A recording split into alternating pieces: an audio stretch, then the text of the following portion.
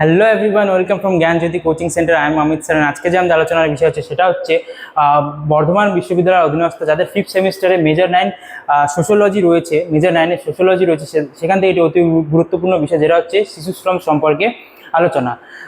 শিশুদের বিভিন্ন যে শ্রম করানো হয় সেগুলি নিয়ে আজকে আলোচনা করব। এটা শুরু করার আগে মূল বিষয়ে যাওয়ার আগে তোমাদের সাথে কিছু আলোচনা করি, যেটা হচ্ছে তোমরা যদি আমাদের সাথে যুক্ত হতে চাও, আমাদের যে দুটি অফিসিয়াল নম্বর রয়েছে সেগুলোতে তোমরা কন্ট্যাক্ট করতে পারো এবং আমাদের সাথে যুক্ত হয়ে যেতে পারো। আমাদের সাথে যুক্ত হলে তোমরা কী কী পেয়ে যাচ্ছ proper guidance, recorded classes, high quality notes and 100% common suggestions. আমাদের কাছে যে কোর্সগুলি রয়েছে সেগুলো হচ্ছে মেজর স্টুডেন্টের জন্য 1299 রুপিস এবং মাইনর স্টুডেন্টের জন্য 699 রুপিস। এছাড়া আমাদের অফিসিয়াল অ্যাপ যেটা ডেভেলপিং পিরিয়ড রয়েছে সেখান থেকেও তোমরা আমাদের সাথে যুক্ত হয়ে যেতে পারো। চলো আজকের ভিডিওটি শুরু করা যাক।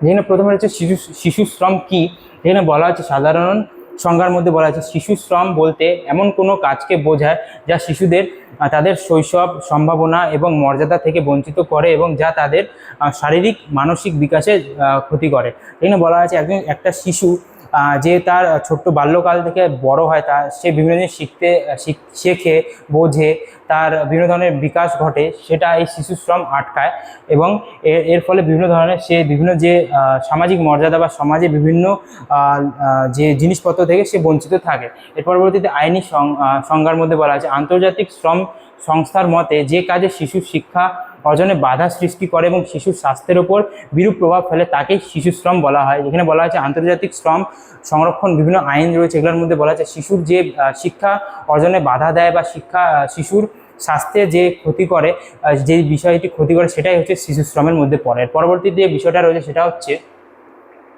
শিশু শ্রমের প্রধান কারণগুলি কি কি। যেখানে হচ্ছে চরম দারিদ্র পরিবারের শিশুরা পরিবারের ভরণ পোষণের জন্য অল্প বয়সেই কাজে যোগ দিতে বাধ্য হয়। এরপরে শিক্ষার অভাব, বিদ্যালয়ের অভাব বা শিক্ষার উচ্চ ব্যয় শিশুদের কর্মমুখী হতে উৎসাহিত করে। অসচেতনতা, অভিভাবকদের মধ্যে শিশু শ্রমের দীর্ঘমেয়াদী কুফল সম্পর্কে সচেতনতার অভাব দেখা যায়। এখানে মূল তিনটি কারণ বলা হয়েছে। দারিদ্রতার কারণে শিশুরা তাদের অল্প বয়সে চাহিদা পূরণের জন্য বিভিন্ন ধরনের চাহিদা পূরণের জন্য কর্মে যুক্ত হয়ে যায়। শিক্ষার অভাব, বিভিন্ন ধরনের শিক্ষার যে ব্যয়, এছাড়া বিভিন্নভাবে শিক্ষার মধ্যে না যুক্ত হওয়ার ফলে তারা শ্রমে যুক্ত হয়ে যায়। এছাড়া যে পরিবারের মধ্যে অভিভাবকদের মধ্যে সচেতনতা, শিশুর পড়াশোনা নিয়ে তার বিভিন্ন বিষয় নিয়ে অসচেতনতা এই শিশু শ্রমের মূল কারণের মধ্যে তিনটি মূল কারণ। পরবর্তী হচ্ছে শ্রমের বিভিন্ন ক্ষেত্র। কৃষিক্ষেত্রে কৃষির খাতে বিভিন্ন ধরনের শিশুরা কাজ করে। শিল্প বা কারখানার মধ্যে অনেক শিশুরা কাজ করে। এছাড়া পথ শিশু বা হকারের মধ্যেও শিশুরা কাজ করে। বিভিন্ন যে জায়গায় শিশুরা তাদের শ্রম বিনিয়োগ করে, যেখানে তারা অল্প বয়স থেকে কাজ করা শুরু করে এবং বিভিন্ন সামাজিক যে বিষয়গুলি থেকে বঞ্চিত থাকে। এর পরবর্তীতে আছে ঝুঁকিপূর্ণ শিশুশ্রম। ঝুঁকিপূর্ণ শিশুশ্রম বলতে এমন কাজকে বোঝায় যেখানে শিশুদের নিরাপত্তা এবং স্বাস্থ্যের জন্য সরাসরি ক্ষতিকর, যেমন খনি বা নির্মাণ কার্যে, রাসায়নিক এবং ধোঁয়াময় কারখানাতে, ভারী বস্ত্র বহন, দীর্ঘ কর্মঘণ্টা, গাড়ির গ্যারেজ এবং লেড মেশিনে, এই সমস্ত যে ব্যাপারগুলি রয়েছে যেখানে শিশুরা কাজ করে, তাদের শারীরিকভাবে এবং মানসিকভাবে বহু ধরনের চাপ পড়ে, যার ফলে তাদের বিভিন্ন ধরনের ক্ষতি লক্ষ্য করা যায়। আইনত 18 বছরের নিচে এই সমস্ত কাজ নিয়োগ হচ্ছে নিষিদ্ধ। এটা আমরা এখানে দেখতে পাচ্ছি যে কোথায় কোথায় শিশুদেরকে কাজ করা উচিত নয় এবং বয়স সীমা 18 বছর। পরবর্তীতে রয়েছে শিশু শ্রম নিরসনের উপায়। শিশু শ্রম বন্ধ করার যে উপায়গুলো রয়েছে সেখানে এটা বলা হয়েছে বাধ্যতামূলক প্রাথমিক শিক্ষা। প্রতিটি শিশুর জন্য যে একটি বাধ্যতামূলক বা একটি সময়সীমা তৈরি করা হয়েছে, যেখানে শিশুরা এই সময় অবধি তাদেরকে পড়াশোনা বাধ্য। এছাড়া রয়েছে সামাজিক নিরাপত্তা, দারিদ্র পরিবারগুলোর জন্য আর্থিক অনুদান এবং সামাজিক সুরক্ষা তৈরি করে দেওয়া।